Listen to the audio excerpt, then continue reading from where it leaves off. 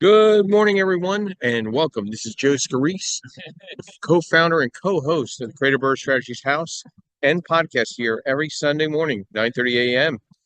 Getting started here in the next few minutes. We're calling in live from Boston, Massachusetts at the NAR Realtor Expo. Very exciting, a lot of great energy here this morning. So we'll get started here in just a few minutes. Another great discussion we're going to have this morning is how to make sure you are underwriting total debt service with your real estate investment. So we'll get rocking and rolling here and start providing some great education, networking, and strategy. Hopefully, we'll get some great speakers and moderators in here this morning. Get started here in just a couple minutes. I'm just going to get started here with inviting some people in, and we'll get rocking and rolling. I want to thank our sponsors as well. I love to thank Lendmark Capital, your asset-based lender nationwide, providing DSCR, fixed to rent, fixed to flip, new construction, multifamily, and mixed use. We're also offering foreign national loans as well as blanket loans. So love to sit down and have an advisory discussion with you and providing insight and direction in your real estate portfolio. I'd like to thank Mr. Yardell Perkins of Perkatech, your social media architect and social media expert who provides all the back office to this great podcast and video work, social media work, website work, which you can check out our website, creativebirdstrategies.com. He designed that personally. I'd like to thank Ms. Linda Pelagas from Realty 411, who provides national events through her national publication called Realty 411. And I'd like also to thank MB Capital, where I'm a referral partner providing unsecured business lines of credit for real estate professionals nationwide. So we'll get here in just a few minutes. I'm trying to invite everybody in, make my thumbs work here on Clubhouse as quickly as possible. The discussion today, I think, is so vital more than ever. The people that I've been speaking with here at Boston, Massachusetts, at the NAR Expo, they want to know about how to make money as a real estate investor. These agents are seeing the light. They're seeing that they have to jump in and play investor. With the whole NAR settlement, they know they control their own destiny in the sense of listings and buying and flipping, buying and renting. They know they have to create other forms of generational income, wealth building with real estate. It's no longer just all about the sales. So it's very interesting perspective I've been having. A lot of great discussions. Probably met a couple hundred people here this weekend. You could hear the crowd in the background starting to come in. We're opening up over the next half hour. And I could tell you there's a lot more engaged conversations I've had with real estate agents here at this convention. I really do look forward to rolling into November into December when I'm down in Triple Play in Atlantic City as well. So let's get into some updated information that we had this week. Presidential election is crystal clear at this point. It looks like the Republican Party has nailed down the president position, Senate and House. How that reacts throughout the real estate industry, it'll be interesting to see how that plays catch up in a lot of the markets. Mortgage rates came down a tick, probably right below 7%. We're hovering around 6.92, and the Dow crushed it. I mean, Bitcoin, everything just like surged. So it's been a major eventful market this week. The 10-year Treasury moved down a little bit. The 5-year Treasury moved down a little bit. It'll be very interesting over the next couple of weeks as Trump starts picking his cabinet and speakers and things of that nature. It'll be very interesting how the market reacts and how the Fed reacts too. Some articles that caught my eye this past week. So opportunity zones in the housing market keeping pace with the nationwide price gains. Home affordability and low-income housing opportunities are still in abundance, meaning if you're going to play landlord, you have to look at Section 8 as a viable option to be able to cash flow on your properties. You can't just look at the market rents. I think Section 8 is going to be a very strong indicator of where migration will be on the rental space. So I've been monitoring that as well. That was one article that caught my eye, and I did post that up. And we're seeing some hot U.S. migration trends. Now, maybe post-election, you'll see some more trends moving around a little bit, but you're seeing some hot U.S. migration trends. I did put that article up as well. And then also one other article that caught my eye this week. Consumers are feeling better about the housing market despite higher home prices. So you're seeing the sentiment, the negative sentiment coming down a little. It's people are a little more relaxed. They're not getting barraged by advertisements and text messages, and they can get there's some form of normalcy at this point. Good things there on that vibe. So let's dive into our discussion this morning. How to make sure you are underwriting the total debt service coverage ratio on your real estate investment. To ensure accurately underwriting total debt service coverage ratio, DSCR, on a real estate investment, it's essential to take a structured approach to both project income and expenses. Consistently evaluate different financing structures. DSCR is a measure of the property's ability to cover its debt obligations from net operating income, and is crucial for assessing financial stability and lender eligibility. I'm going to break a couple of these things down. You need to be able to understand how to calculate projected net operating income. FYI, I provide all these worksheets for anybody that's willing to request them via email. I will send them out to you, and I will take the time to go over with you. We'll also have to determine what your debt service costs are. Okay, monthly mortgage payment and other debts. You got to take that into account. And you have to calculate debt service. We provide a debt service coverage ratio. The magic number to be really strong is 1.2 or better. Most lenders, including myself, will go as low as 0.80, but it will be credit related, asset related, LTV related, and also loan amount related. Then you need to learn how to stress test the debt service, income variability, interest rate change, expense inflation. You have to factor in capital expenditure, CapEx. What is CapEx? Unexpected costs and enhances long-term profitability. You need to understand your operating expenses. You need to also, when you're doing debt service, you need to take everything into account. The lenders are not taking property management into account, vacancy, deferred maintenance. These are things you need to account for on your side to make sure the unit is profitable. Consult with a lender or industry expert to understand what debt service looks like in that market. What are the rental values in that market? What are the market rents? An appraiser knows what market rents are in that area. You need to understand those, as well as a good, solid, investor-friendly realtor. Consistently applying these steps can improve the accuracy of your DSCR underwriting, managing investment risk, and position your property as an attractive financeable asset. You need to be able to underwrite these deals. We're providing these worksheets for you to be a better real estate investor, a better real estate professional. Good morning, Linda. Welcome. Ladies first, of course. Brief overview, who you are, what you do, and thoughts to our discussion this morning, how to make sure you're underwriting total debt service on a real estate scenario. House investors. Hope everyone is doing great this morning. My name is Linda Pliagas, and I'm the owner of Realty411.com. We're a news and information website for real estate investors. And I'm also a licensed real estate agent and an accredited investor. Now, in regards to UWDSCR, which stands for Underwritten Debt Service Coverage Ratio, it compares the underwritten net cash flow of the mortgaged property, to the amortized principal and interest payments of the related mortgage loan. A DSCR of less than 1.0 indicates that the income is not enough to cover the mortgage payments. A DSCR of more than 1.0 indicates that the loan payments can be covered with cash left over. Now, a higher DSCR is generally considered healthier and more successful.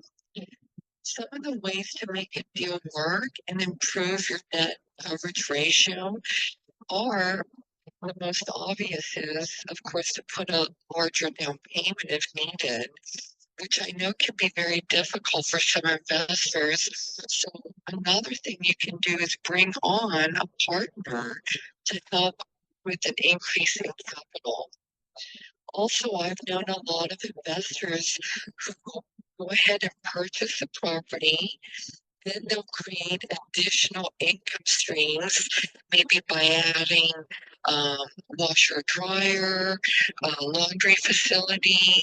Maybe they'll add vending machines. Maybe they'll start um, billing the tenants for utilities or water.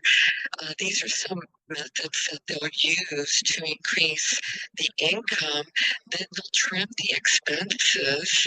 Once they do that and their debt coverage ratio is much stronger, then they will refinance the asset again to improve their financial position on the property. So these are my thoughts on the topic of today. Thank you so much for inviting me, Joseph. Back to you. Thank you. You know, you brought up some good points here, and I'm going to tie it into a discussion I had yesterday with a client that came by the table. She was looking at a 3 unit in the Boston, Massachusetts area. Um, 950 or 900 was the purchase price. I said, listen, you want to try to get it a little less. You want to ask for 2% sellers. As she's like, what's that? That's assist toward the closing costs off based on the purchase price. So, I was educating her. I said, listen, you want to go in a little lower. You don't want to go in a little higher, but let's work the numbers based on 950. We ran the numbers and it was making like 1.5 on the debt service coverage ratio. It's at 30% down. I'm like, listen, you really want to you want to make money when you buy. You're not doing anybody any favors. You want to try to go start at 875, 2% seller assist, and kind of work your way up. Don't give it all away. I mean, there's a unique opportunity here. It's a long-term hold for you. You have the money, but listen, you want to make the most amount of money when you buy the property. So at 30% down, she was at 6.875 on a rate on a 30-year. Really good rate. And I told her that rate's going to point down over the next couple months or next couple weeks, maybe about another quarter. I said, if you put the 25% down, I mean, there's only about a half a point difference, and your debt service is only off by, I mean, you're at 1.5, you're probably 1.43, but you got more money in your pocket. And if you can get the 2% seller assist on wherever you land on the purchase price, you're getting ahead of the game a little bit.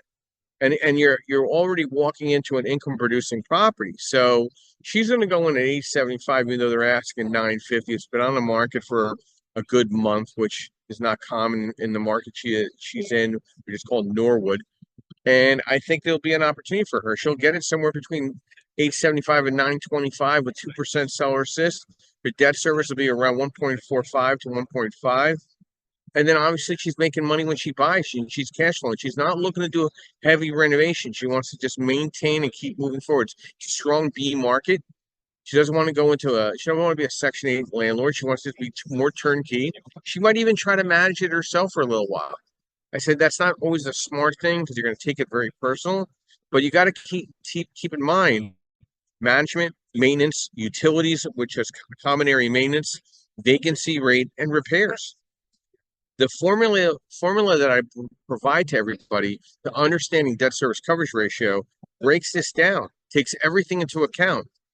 A lender doesn't always do that. So you have to take the time in calculating your numbers for yourself, understanding what the market rents are, understanding what the market value is, speaking with professionals in that market and in that field.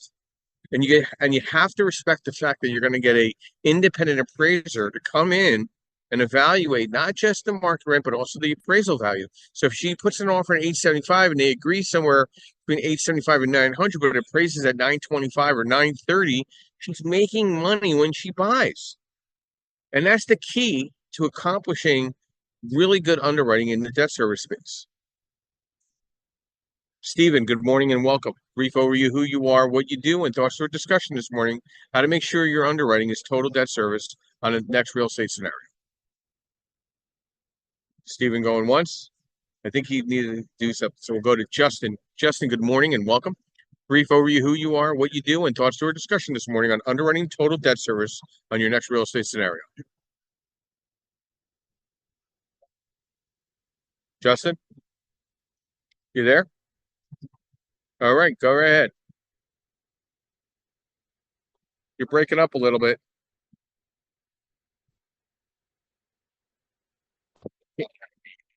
Yep.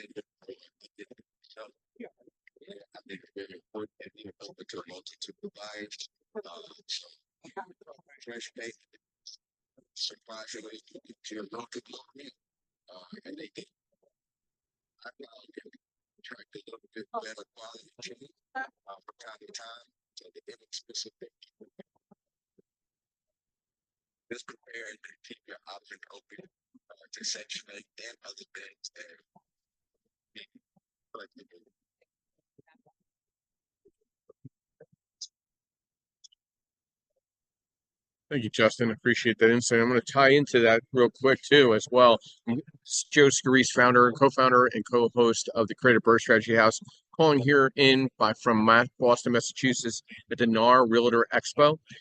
So if there's a little background noise, I apologize, but got to do what I got to do here.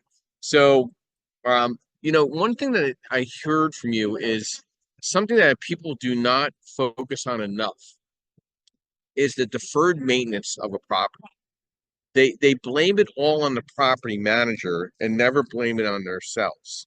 I'm it's hard to believe that the property manager is at 100% fault of your miscalculations of deferred maintenance on a property. You need to calculate a certain amount of money every month and put that away instead of putting it into your pocket when that water heater goes or when the floor starts getting warped in the corner or the kitchen starts having issues. Like, why aren't you taking care of the escrow of monies. Why are you depending on the property management?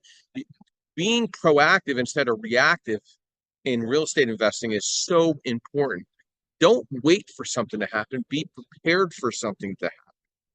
This is going to impact your cash on cash return over time if you, one, procrastinate on repairs, but two, don't escrow for repairs for future impact to that property. Like you're telling me nothing's ever going to break down? I mean, like, how ridiculous is that? If that's how you're going to go into understanding it, cash flow and debt service coverage ratio on a subject investment property, you will fail from day one because you're not doing the proper accounting. Don't blame it on the property management company. They're just managing or babysitting your property for you. If you don't have the right money aside for the what ifs, all you're doing is putting yourself into jeopardy, putting yourself in a potential foreclosure environment, and chasing the carrot for the next 10 years on a deal. And I never surprises me when, hey man, hey, do you have money to take care of this repairs? Oh no. Well, what did you do with that 500 a month that you were putting in your pocket for the last 2 years? Well, I put it in my pocket and I spent it on other things, on other properties. Well, then how is it the property management's fault? But it's so easy to blame somebody else instead of yourself, right? You need to escrow your money. You can't expect the property management company to take it on the arm and do these repairs in emergency type of level and not get paid. It just doesn't work that way.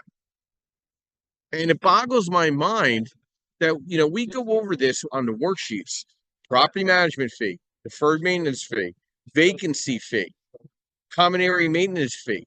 Are you escrowing that money separately outside your rent collection and profitability to your property? I'm asking you that, and I want you to think about it. If you're not saying yes, and I don't have an escrow account with a couple $1,000s that I've accumulated over the last 12 months of rent collection toward common area maintenance or deferred maintenance or vacancy, you're telling me your units are automatically going to be re-rented without any refurbishing of the unit, putting a fresh coat of paint, having a general inspection done, following somebody moving out? You're saying everything's just going to be fine? I just highly doubt that. You need to actually start escrowing accounts of monies toward the what ifs. And I think that's where investors fail more than succeed. They depend on everybody else but themselves, and then they blame everybody else but themselves. Travis, good morning and welcome. Brief overview: who you are, what you do, and the thoughts today on how to make sure you're underwriting total debt service on your real estate scenario, and how's that truffle butter? That's the big question of the morning.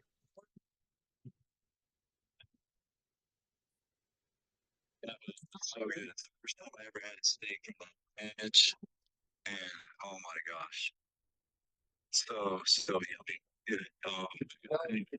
Yeah. So I'm Travis. Not only do I love truffle butter on my steak, but I'm a real estate investor. I have a brokerage in Houston, and we do residential and commercial real estate. We help people buy their dream home.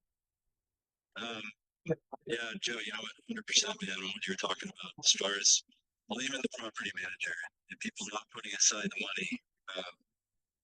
As somebody that manages property for other investors, I've turned down people to manage their property because they don't even have any cash up front. I'm like, look, your best bet is just sell your house. Like, you don't have any money to take care of it now. What makes you think you're going to have money to take care of it, 2 years from now? You see unit breaks, we get some rent, spend $3,000, or we have a pipe break or something.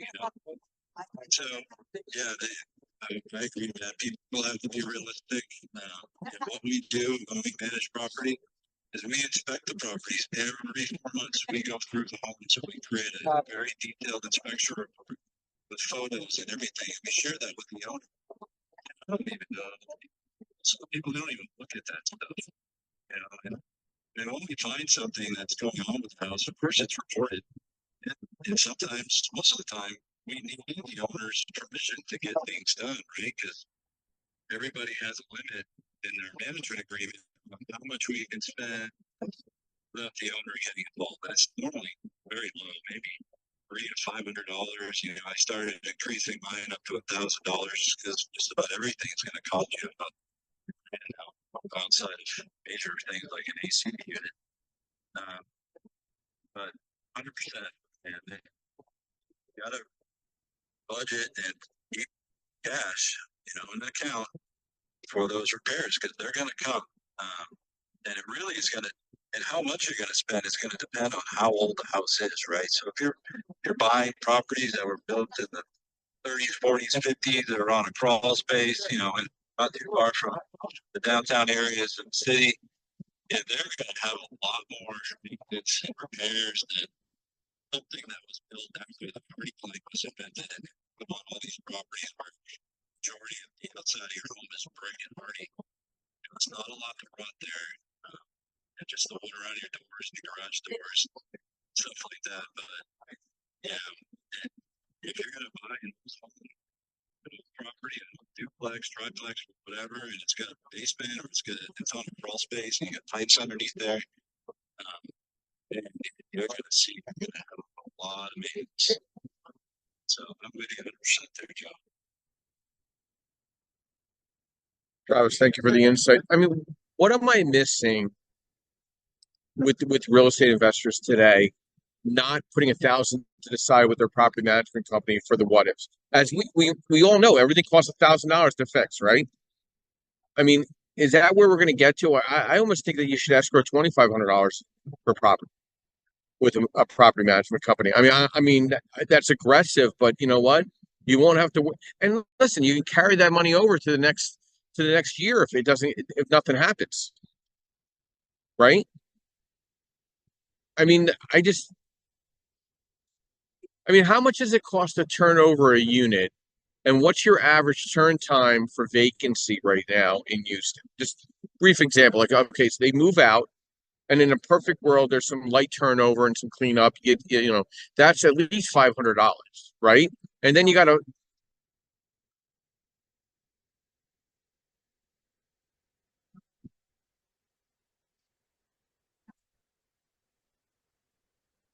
Clean the house, go through and clean all the ductwork, make sure all the plumbing fixtures are working, test everything in the house, clean out all the P-traps. I mean, we go to town and we make sure these houses are ready. So at least $1,500. That's even a club pay. So that's 1,500 to turn over, and then $1,000 just for the what ifs during the time of the maintenance of the property while a tenant's living there. You burn through $2,500 in a 2-year turnaround with any given tenant. And then if we have to paint the inside, you know, we're going to spend about $2 a square foot to repaint the walls. So normal house, what, 1,500, 1,800 square feet, or $8,000 to repaint. And that's using the same color. So in a perfect world, what you're telling me is, say the place makes the landlord $500 a month net profit, right? That's after all the escrows, and you put $2,500 in the account. You should be making money if that's what you're allocating. Like it boggles my mind when I talk to somebody who said, "Yeah, you got $100,000 in the bank. Let's open up an unsecured business line of credit for $100,000, so you don't tap your $100,000 liquidity.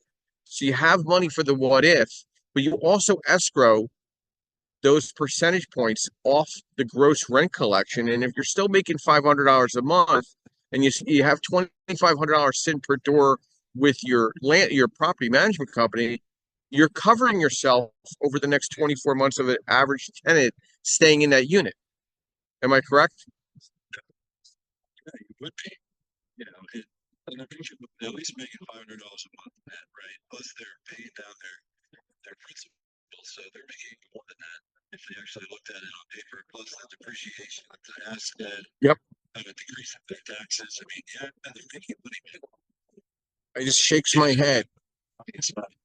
You know, I meet so many people that have 700 plus scored, Travis, with an LLC and they own properties, and they claim they're not making money because they're probably not really sitting down with a bookkeeper and saying, how do I allocate these escrows and how much should I plan for the unforeseen? Nobody's having that honest conversation with a property management company.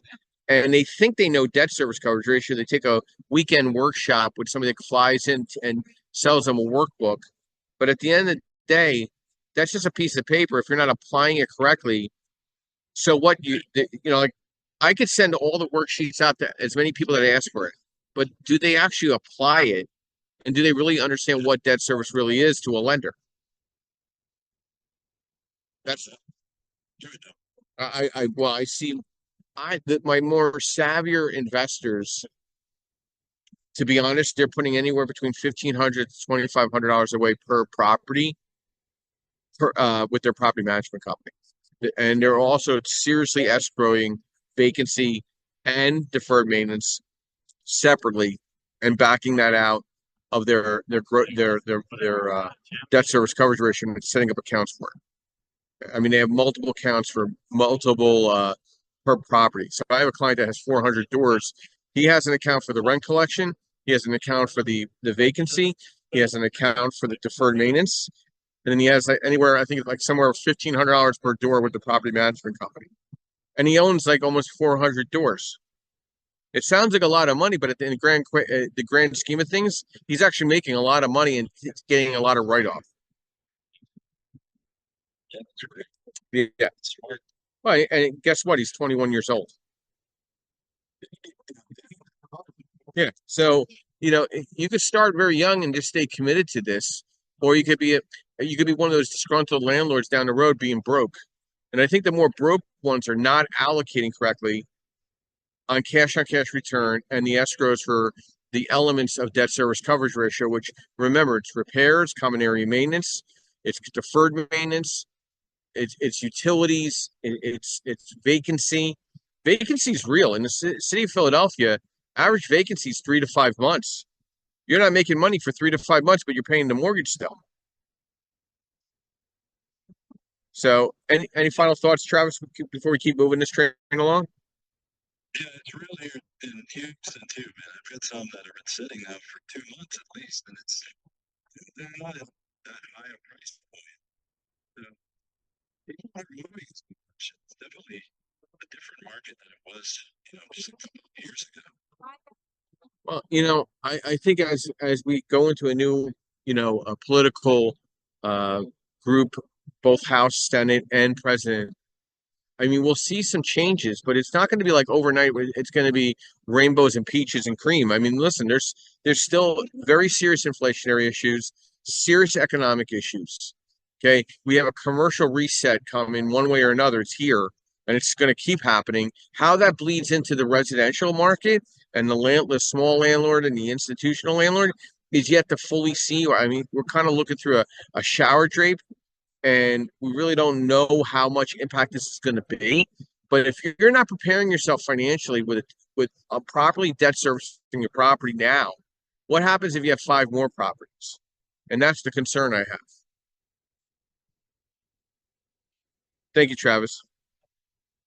So, what is debt service? Debt service indicates the amount of net cash flow available to pay the mortgage. Both real estate investors and lenders use debt service coverage ratio when analyzing rental property performance. Knowing how to calculate net operating income is key to accurately determining debt service coverage ratio. Debt service coverage ratio can increase or decrease from year to year. These are things you need to keep in consideration, okay? Amy, good morning and welcome. Thank you for your patience. Brief overview who you are, what you do, and thoughts to our discussion this morning, how to make sure you are underwriting the total debt service coverage ratio on your real estate scenario. Morning, Jeff. I'm Amy Colvino. I am the chair of the U.S. Real estate technology, and we are real estate technology trade association in the U.S. Long-time real estate investor, been real estate investing since 2008. And before that, I was a general contractor. It was my construction company. We were building projects all across the U.S. At one point, we were so, and I'm also the reason why I became the chair of the U.S. Project Council is because I started my own PropTech company. So I went from going to the dark side. I went from real estate investing into tech. But it's okay. It's all good. I will always be a real estate investor. I don't think that will ever change. I'm just not doing as much real estate investing for you. All right. So talking about underwriting on your for DSCR. A lot of times, we all had a lot of the topics that we taught on. I think the other thing I could probably add to this would be your underwriting should be something that you do prior to closing the deal, right? It isn't an exercise. If you're going to be a really good real estate investor, then underwriting what you did to actually acquire that deal, that's going to stay with you throughout the life of the deal. So what you should do is take that underwriting and then use that to manage. And you know what? If your budget is wrong, you learn for the next deal. So what you do is you take it and go, oh man, like I totally effed up on repairs and expenses for so your underwriting really should be something that you learn from so that you get better at it. Sometimes even the most experienced underwriters are going to screw up on something, right? But what they learn to do over time, as Judge is talking about, is you have contingency plan A, plan B, plan C, plan D, plan E. Like you always, there's going to be something unforeseen, something unknown. You walk into that house, no matter what was on that stupid seller's disclosure, you're going to have things that just pop up at you. And so you have to be really good at underwriting for all those unknowns. And even when you, over time, you learn to kind of fudge your numbers even. So inside the underwriting itself, you're looking at each line item. Somebody gives you a bid for whatever it is, say foundation repairs or whatever it is. You are tacking money on top of that. Right? You learn to do this over time because you just know that they'll come back at you with a change order, or they'll come back at you with, oh, we forgot to do this, and you're going to pay it because you want to get it done. You got to get a tenant in it, right? So I think that's a lot of it. But I would just say use that underwriting as a learning tool. Don't just do it once and then stick it in a drawer. Use it throughout the life of the investment. See how good you were at it. And at the beginning, you're going to suck. You're going to be completely horrible. And then, but you write down all the things that you built on it. Right? The next one. So, tell me what happened. So Amy, I know you're yeah. Amy, thank you for the exasperating comments while you're heavy breathing. I like it. All right. You sounded really passionate about the discussion. So let's tie this into PropTech. Where do you think PropTech is going to make up the difference for poor underwriting by a investor? Where can a lender help the investor realize they didn't underwrite their deal correctly in PropTech world? There's a lot of tools coming out now that will provide you with not so much on the single family side, I haven't seen that yet, but on the commercial side, so if you're going into 5 units or more, those kinds of things, small family, there's tools out now that will take the rent roll, take the T12 that the or the seller gives you, and they can perform an underwriting in about, I don't know, 2 minutes. Underwriting template, what it does for you now, it might not be how you would underwrite. They have some like standards of how people underwrite, but it gives you pretty much all the categories that you should be thinking of. That's what people forget. You'll forget a line item in underwriting, like, oh crap, we forgot to realize that we have to prepay the insurance for the year, right? And we got to escrow for it throughout the year. So, things like that, that when you're a first-time investor, you don't realize that those are the things you have to do. Okay, on a property that, say you're buying a 20-unit property and the insurance is, oh, God forbid, like 50 grand or something, you have to front load that money. That 50 grand gets paid at closing, and then you're escrowing every month for that insurance, right? So that's what in my brain, 200, what is it? 2,000 bucks a month that's coming out that you have to escrow for that you can't use for repairs and maintenance. So there's different things. So that's why when you're using those underwriting tools, especially for you, they're going to do that because they know that that's standard, right? And so you're gonna have things like that that will help you. I think also understanding if you're using some sort of underwriting tool, what's happening now is a lot of them are getting integrated with the property management system. So that whole learning thing happens like your budget and all that stuff shit pre-calculated from your underwriting. That should happen today. There's just other things that you can be looking at, but there's really tools around market selection and even self-market selection. So if you're like you don't have the luxury of investing in your own backyard, you have to go invest somewhere else. There are tools already out there that'll help you understand the dynamics of those markets. Now, I will always say you should get somebody that's local that you trust that can give you really good advice too, because it's AI and it's not the end all be all.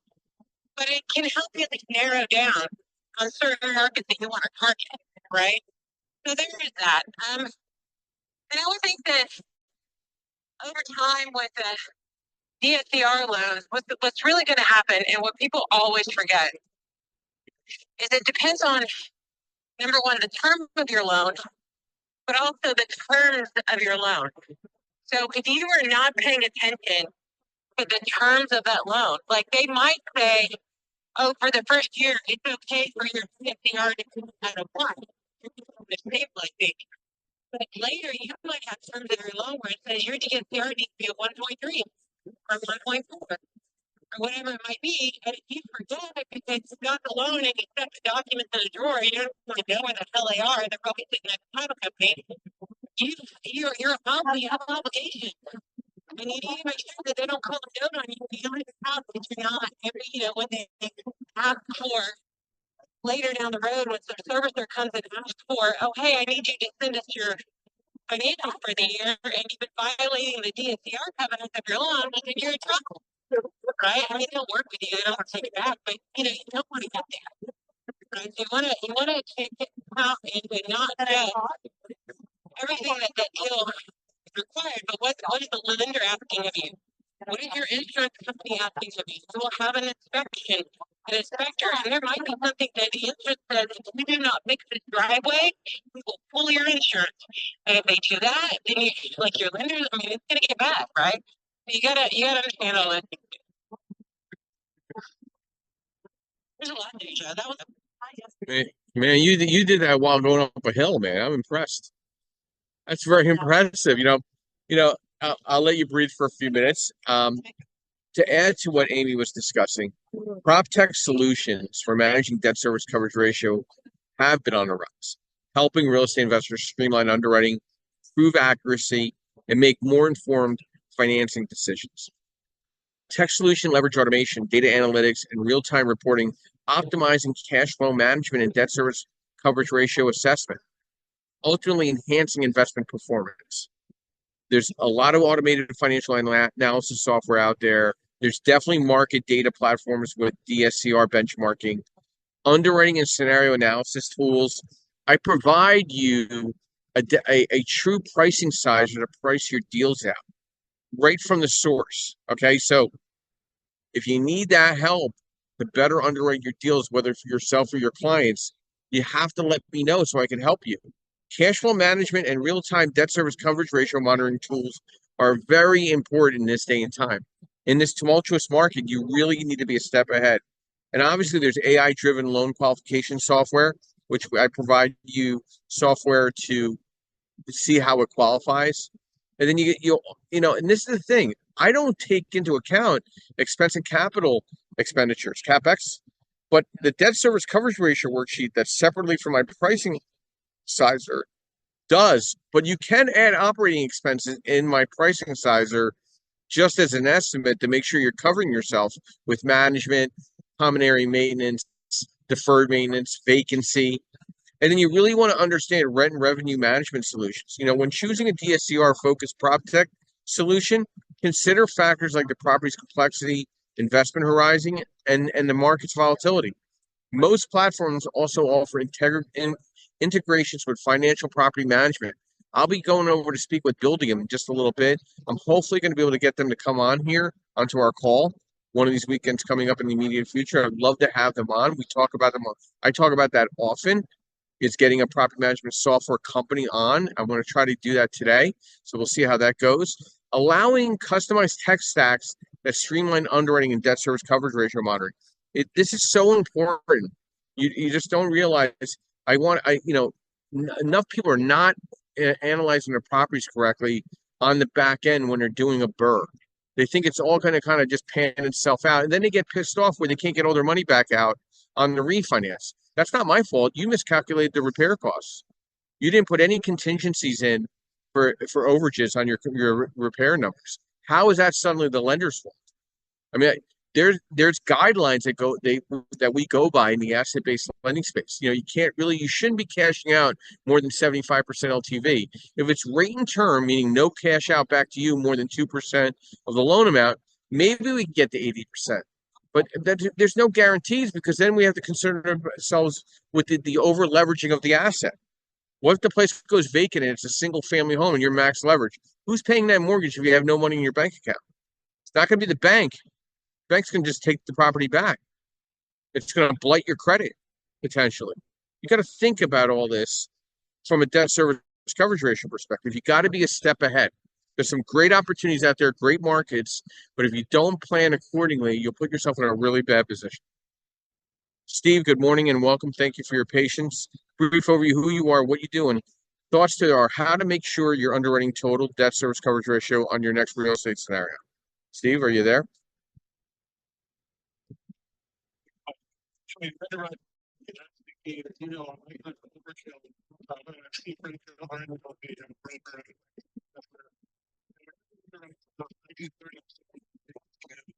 That's where almost nothing feels right at that level. And that's the key. I'm really sure it's really from next to what Amy were talking about. This kind of more people telling you, and I can say that we swear by it. We either burning it, if we burn it, our property, not the underwriting, the creating your path, knowing you're much closer to being that does not count. You don't have that. So you take out your rent, you take out your mistake, take out your risk, take out your costs, and they'll still survive. That is absolutely critical. And if you're behind, so look at the market. I am someone not for the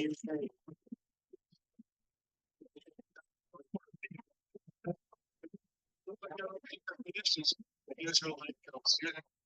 But you can't be in a somebody on DSCR, the reason for 30%, the biggest benefit is don't introduce the 30s. So we're going to cover up a lot of shades for the last couple of years. And when those shades don't go up, they get expensive. And it's funny, you mentioned something about, with banks that they should have that run around this warehouse and because hey, bills he was providing he just kept pretty good people over and not doing it. I don't think so. It's just saying, you have a month to correct all this. Not your payments are on time. We're taking the building if you don't correct the paperwork. You can't just ignore this. And if you're not paying time, make sure your team or somebody on your team is watching those kinds of nuts and bolts. But for me, underwriting is all about extremely overestimating the bad, underestimating the success, and then if it still works, it's a deal worth buying. Otherwise, I hope you have a cash flow to supporting yourself. Things don't go as planned. And honestly, your size is in your other documents. Sometimes we're talking about contact, but your size in those documents really help clarify that. Thank you, Steve. And Steve, how well do you need to know your property management company? How essential is it from an investment perspective to ask the right questions with the property management company? Like, what's some thoughts on that? 14 years ago, my wife, we're trying to operate company property management. We did with one well-known person who's not state licensed. We understand the importance of that, and one state licensed person. And they took an operation that was 2% vacant, 2% non-pay. And basically, we almost went bankrupt. And we went with the attitude of, oh, they're the biggest, strongest in the area. They know what they're doing, yada, yada, yada. And no, you have to know them. You have to know how they run their deals, how they run your operation. You have to watch very carefully what's in that property management agreement. We had a slip and fall case, and come to find out, we didn't know enough to look to this. In the property management agreement, we had to suspend the manager. They were supposed to be running our show, but we had to protect if they screwed up. You have to know that, and you also have to watch, like any other staff member or manager, you have to watch them and say, oh, well, I see that they're telling me this people in your place. Well, first of all, let me take a look and see if they're in your place. And second of all, maybe not on every whatever. The second of all was what we discovered they were doing. And they were, in addition to flipping repairs to get fluffing repair numbers and other repairs, they were churning rents. They get the first month's rent. There was no rental guarantee saying that it must survive, whatever much. So they take the first month's rent, they never get this tenant. They the first month's rent. They were clearly being a tenant. And these things are not against their agreement. They just didn't know what to do. And I've actually, one of the things I do some of that very clients is let me take a look at what the people are offering you, just to throw some ideas as to what might need to be in there. And reputation matters, and reputation with the code officers, reputation with the judges. The other thing that there was one Dave Robico was this property actually a very large company. And when I met with him, Dave was very honest. The truth is, this is why we didn't go with it, because I don't want to be necessary. If my girl has a showing at your rental, and she gets a showing at a sale at the same time, I'm going to have her cancel the rental appointment and take the sale because we get more money. Not a great thing to hear. Very honest thing to hear. That's why in our management company, we have two companies. We have a rental management company and we have a sales company, and they don't cross people. It is very important to know your property managers to make sure that they think the way you do. If the tenant wants the carpet replaced, is that a knee jerk, of course, or is that let's think about it? If the window breaks, I had one management client tell me, you don't have to fix the window if it breaks. I said, you don't have to have me as your manager. I mean, that's like, you have to make sure that they are standing behind delivering the product that you want to deliver. And that they are not flushing your journey. I guess would be the nice way to say it. It's very key. And if they're not licensed and that's required to stay with a red flag, if they are not licensed, do they have an error in the music law? Do they have various protections? If Joe Schmo cannot just suddenly wake up and say Pennsylvania be a problem. Great stuff, Steve. Thank you very much. Key factors to what Steve brought up: understanding local law and regulations. This is whether you're managing a property yourself or you're a property management responsible. Setting the right rent price, understanding the market rent, screening tenants effectively, just not sticking bodies in there, marketing the property correctly to the right demographic, creating a solid lease agreement and understanding the leasing laws in your market, collecting rent and managing finances, handling maintenance and repairs, regular property inspections, addressing tenant relations, preparing for vacancies, and understanding eviction procedures. Managing properties, balancing responsiveness, legal compliance, and effective tenant relationships. It can provide a greater control and potentially more profit, but it requires time, knowledge, and attention to detail. Justin, some final thoughts to our discussion this morning: how to make sure you are underwriting total debt to service coverage ratio on the real estate scenario. Just let there you go, Justin. Some final thoughts? Justin, you there? Justin, you there? Yeah, go ahead. Yeah, yes, I can.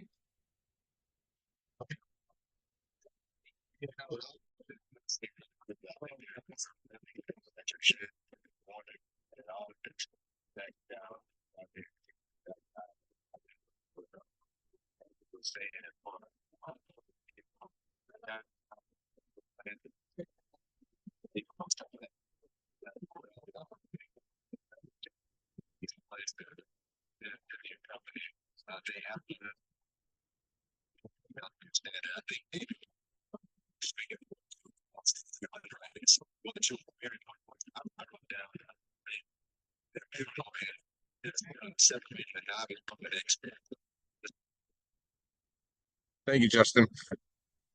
Thank you, Justin. And Linda, your final thoughts to our discussion this morning, how to make sure you are underwriting total debt service coverage ratio on your next real estate scenario. Linda, going once.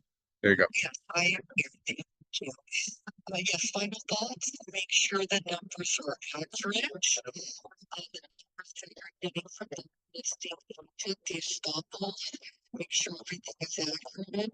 Don't be afraid to offer less of the listing price, folks. Don't be afraid to offer substantially less through we don't want to determine seller, but at the same time, deals to be made out there.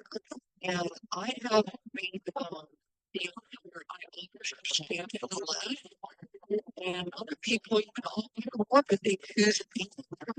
Don't ask why, but I always do also when I put in an offer, I always include a letter with my offer to the seller, why they should choose me to sell their property to. And I think a lot of times I have withheld deals, even though other people have offered more money. We have, we purchased the property and we were the ones that won because of the letter that I wrote explaining why I was the most, the best choice for them to sell their property to. So don't be afraid to try these techniques. It works for me, and I encourage you to try them as well. Thank you. Thank you, Linda. Travis, your final thoughts to how to make sure you are underwriting total debt service coverage ratio on your next real estate scenario. Travis?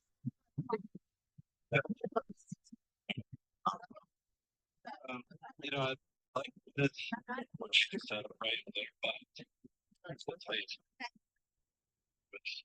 we were strictly warned about presenting letters to our sellers, especially during the COVID era, because it could be construed as discrimination. We want to sell to this person over this one because we like their story that they're telling us. So, as the listing agent, I would not present those letters to my sellers.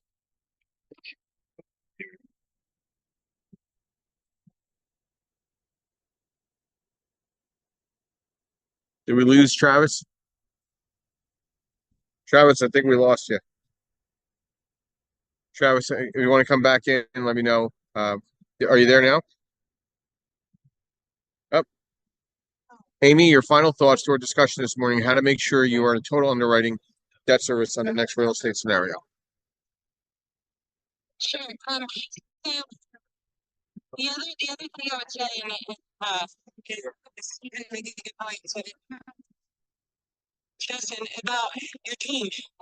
So a lot of people will, when you're underwriting a deal, will just put in like the market percentage for property management, right? But you can't do that. When you should have like a really good idea of who your property management would be doing, not yourself. Right? So if you're going out of market, you want that property manager to help vet the property for you. You're going to want to do that stuff. You're going to want to that's like one of your main people on your team, and you can be how much they charge you. Like you don't get. That would be my parting thoughts. Like, don't just say anything. Get bid for everything. Don't just use, hey, I'm buying in Dallas. I'm buying in Dallas for a time. Because with inflation, the currency services, all of this, your labor services, prices are big. So you can't get when you're right. You can get hurt because you're the one calling the ball. The end of the day, because you're the one that bought the property. And you're a bad owner. So, what's my party thought? Don't help.